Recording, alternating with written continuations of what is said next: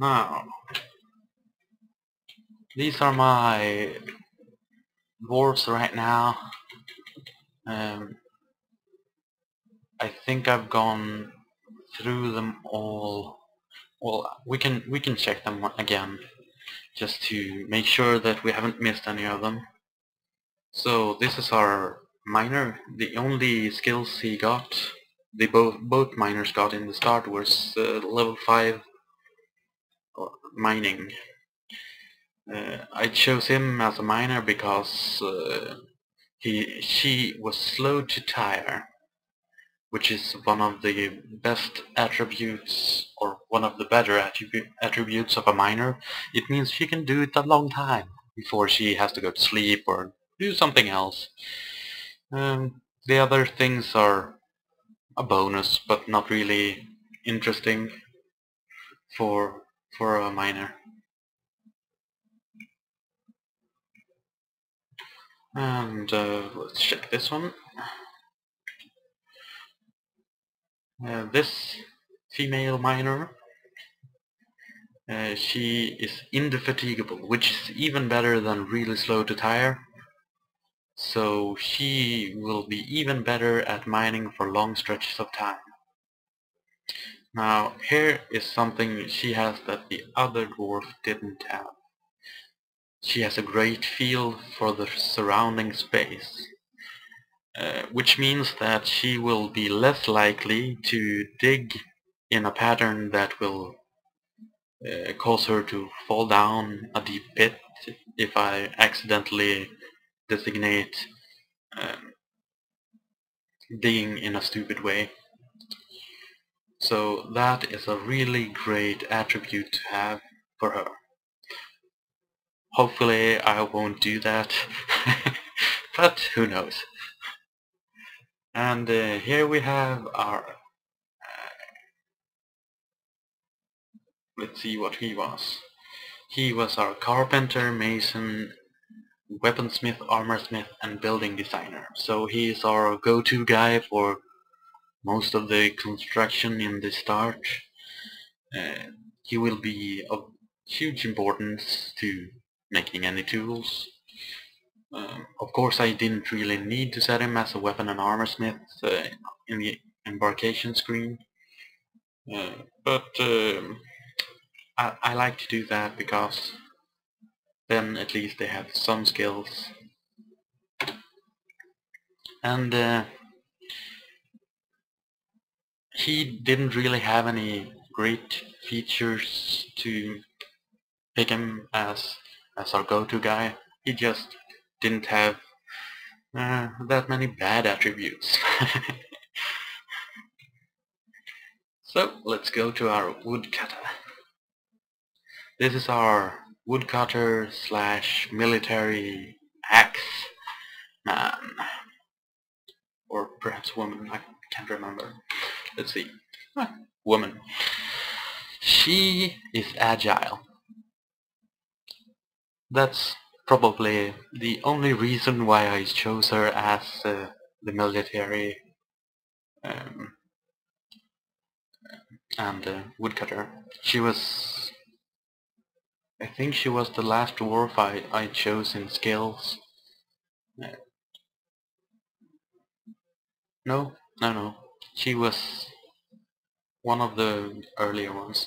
But she's agile, so she would be a great dodger, so she's really good for close combat.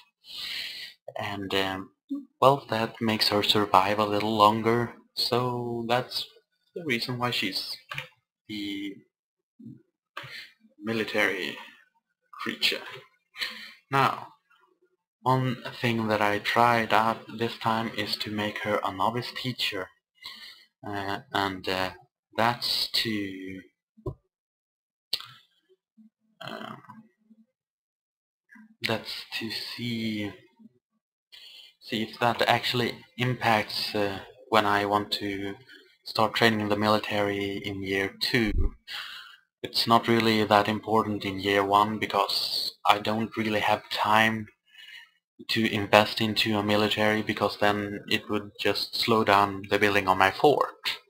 And let's just hope that I won't have to train my military so soon. Um, well, you can see here, competent X, Dwarf and Fighter, and an adequate Dodger. And she's a novice woodcutter because, well, it doesn't really matter how fast you can cut the wood at the start. I have enough bituminous coal to start my forging industry without her being fast at cutting the wood. So, the hunter. This is the last guy I set. I wasn't really sure what I was going to take for my last dwarf. Uh, I should probably show you his skills first. He's a competent marks dwarf and a proficient ambusher. Now, one important thing about ambushers is that if that's the highest skill that your dwarf has, then he will get bonus equipment when you embark. So, without me having to pay for it, he has a bismuth bronze crossbow, um, let's see what he has more, a cougar leather quiver,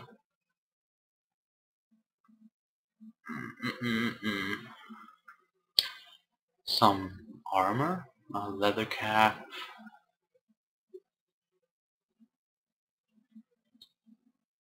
well that seems to be about it. But I know they also give them some starting bolts. I can't really see them because I don't have a manager set up yet, but trust me, you get some free bolts with your ambusher, which is a great bonus. So if you ever have any doubt what to do with the one extra dwarf, make sure you set ambusher high, so then you both have a dwarf that's good in getting you food in the start, and also you get a lot of free stuff, which is really nice. Uh, since they can use the crossbow to, well, kill intruders, it's like a double win for you. But our hunter, Mark's dwarf, is a man, actually. Um, and he didn't really have anything good in here. He does have great intuition, I just realized now. I didn't think about it as anything positive, but it would mean that he has a greater... I think it means he has a greater chance of spotting the enemy. A very good sense of the position of his own body. I don't really know what that means, but I hope that means something like proficient in standing in the right place, or something. And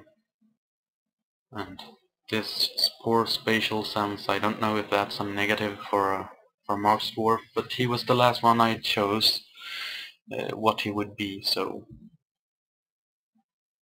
yeah.